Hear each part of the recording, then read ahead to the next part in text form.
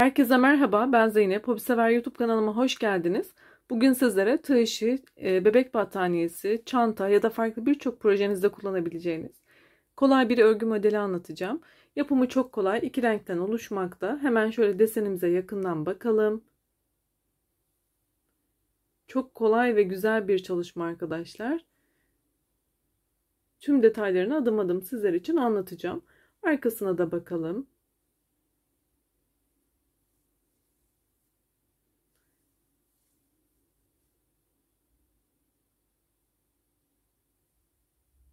Şimdi dilerseniz hemen ipim ve tığım hakkında bilgi vermek istiyorum.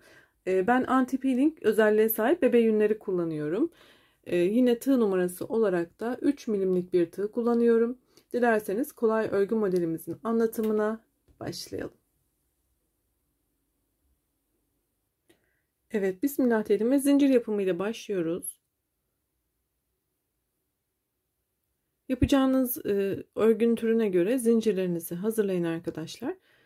Zincir sayımız 4 ve 4'ün katları olmalıdır. Sizler de bu şekilde 4'ün katı olacak şekilde zincirlerinizi hazırlayın. Ben de hazırlayıp geliyorum. Evet, ben küçük bir numune anlatacağım için 24 tane zincir üzerinden anlatım yapacağım.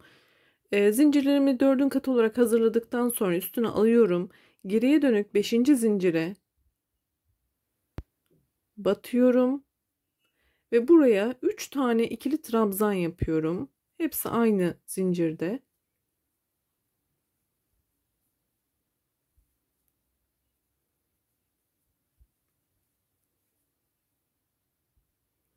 Yine aşağıdan sayarak 3 tane atlıyorum. 4. zincire sık iğne yapıyorum. 2 zincir. Yine aynı yere 3 tane ikili trabzan yapıyorum.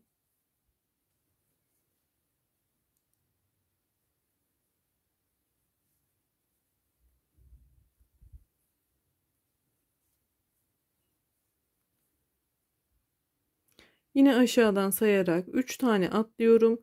4. zincire sık iğne. Bu şekilde sona kadar devam ediyoruz.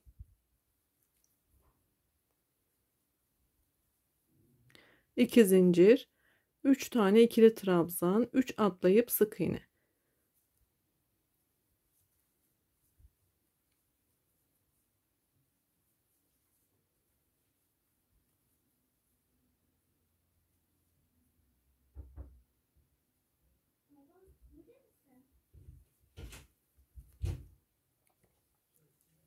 Aynı şekilde son desenimi de yapıyorum ve küçük bir desen anlatacağım için benim için yeterli olacaktır.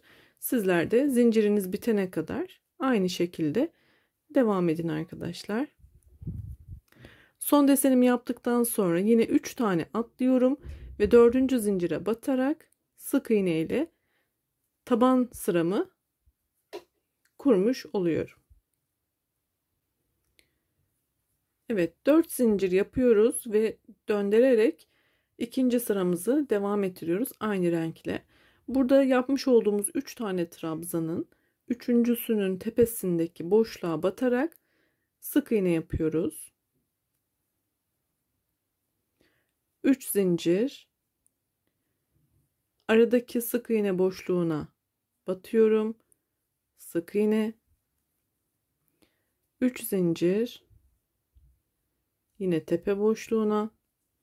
Bu şekilde sona kadar ilerliyoruz. 3 zincir, ara boşluğa, 3 zincir tepeye.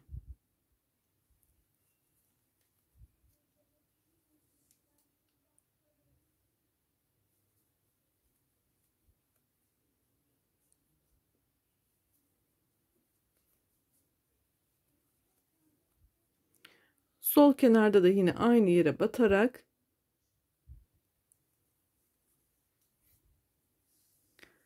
sıramızı tamamlıyoruz. Evet, diğer rengimle devam ediyorum. Olduğum noktada ipimi koparmadan açık renkli ipimi ekliyorum. Bir zincir ve çeviriyorum. İlk baştaki sık iğneme sık iğne yapıyorum. Ve burada ipimi sağlamlaştırıyorum.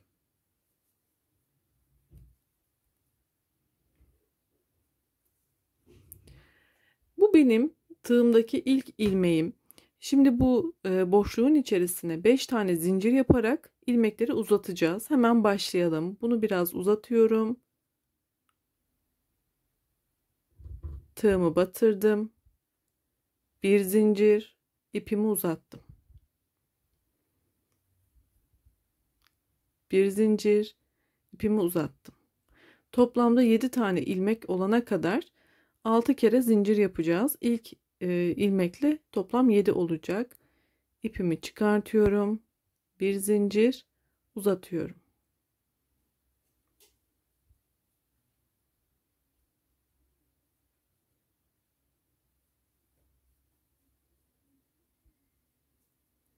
Tığımda şu an 6 tane ilmek var. Son olan zincirimi yapıyorum. Ve şöyle bakın sayalım. 1, 2, 3, 4, 5, 6, 7. 7 tane ilmek olduktan sonra hepsini tek seferde çıkartıyorum. Bir zincir yapıyorum. Ve bu zincirimi şu kısmındaki sık iğneye sık iğne ile sabitliyorum.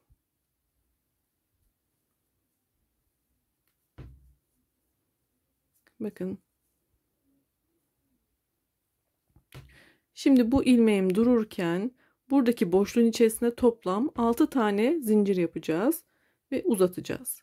1. Bu şekilde sayalım, 6'ya tamamlayalım.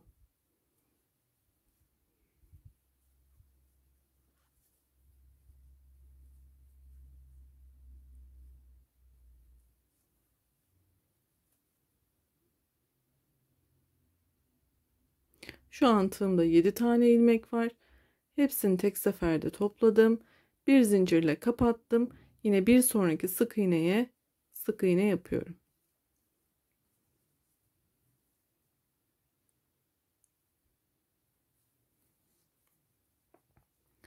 Bu birinci ilmeğim. Bu şekilde 6 tane daha yaparak 7'ye tamamlıyorum.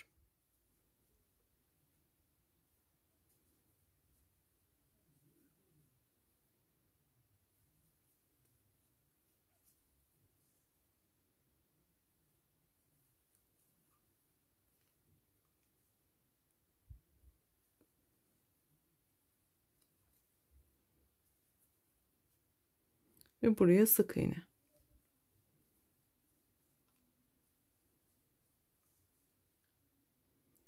Son boşluğuma da yine 6 tane zincir atarak ilmeklerimi uzatıyorum. Onu da yapalım.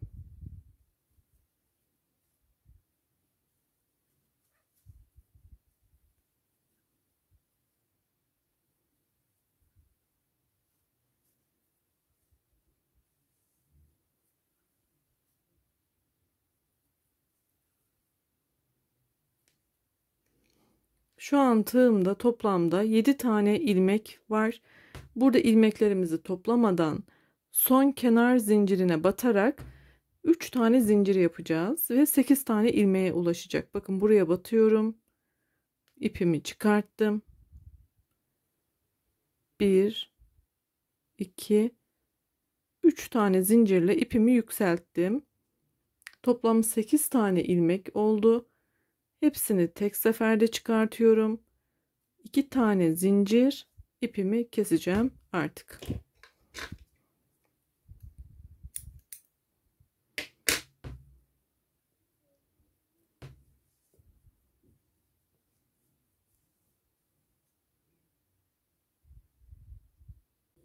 Evet, şimdi mor ipimle yine 2 sıra devam edeceğim.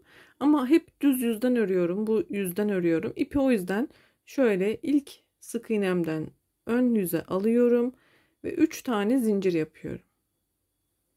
Yine sağdan sola doğru ilerleyelim. Aynı noktaya 3 tane ikili trabzan yapalım.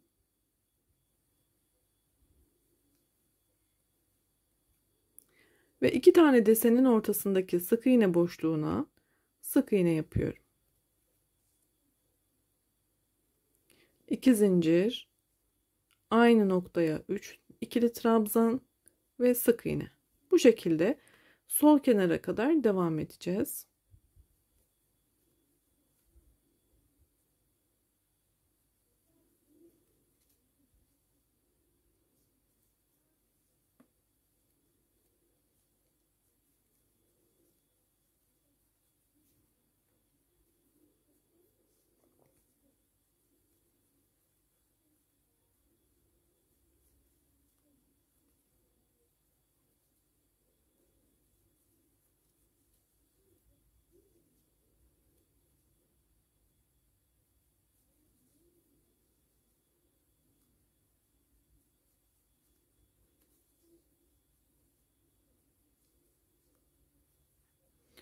Sol kenara geldiğimde buradaki yapmış olduğum zincirin içine batıyorum. Bir tane sık iğne yaparak bu sıramı tamamlıyorum.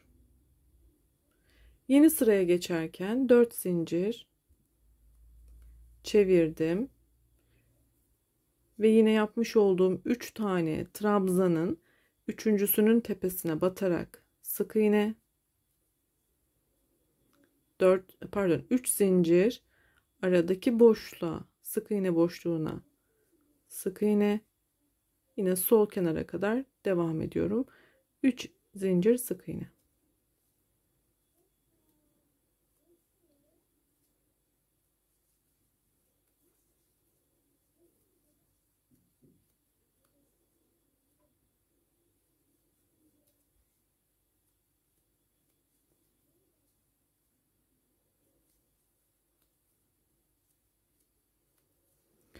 Sol kenarda artık kenar zincirine batarak sıramı tamamlıyorum.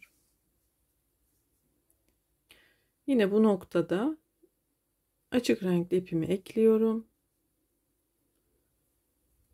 Bir zincir çevirdim. İlk boşluğun içerisine sık iğne yapıyorum. Ve ilk boşluğa 5 tane zincir, pardon 6 tane zincir ve uzatarak yapıyoruz. Şöyle 6'ya tamamlayacağım.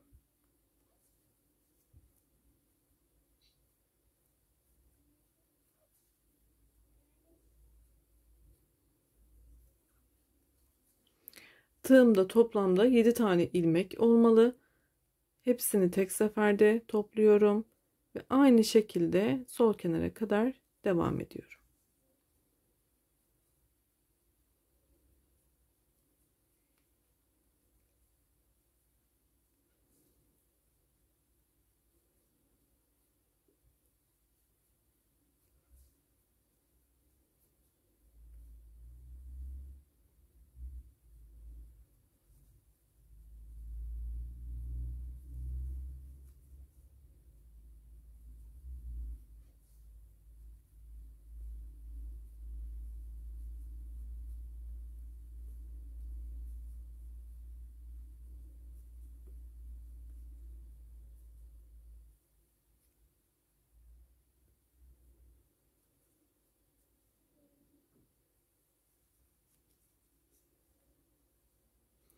Son desenimizi yapalım.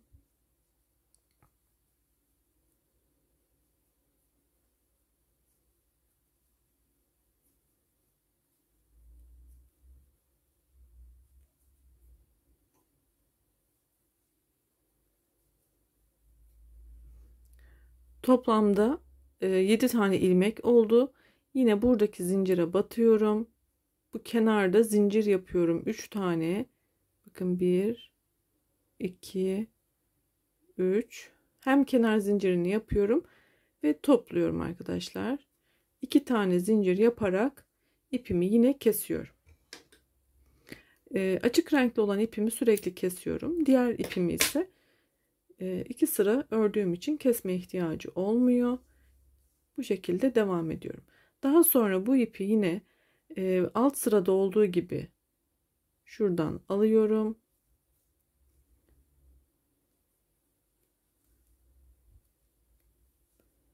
Ve aynı şekilde sıralarımı devam ederek desen tekrarı yapıyorum. Hemen başlangıcını ufak göstereceğim. Diğer sıranın aynısı oluyor arkadaşlar.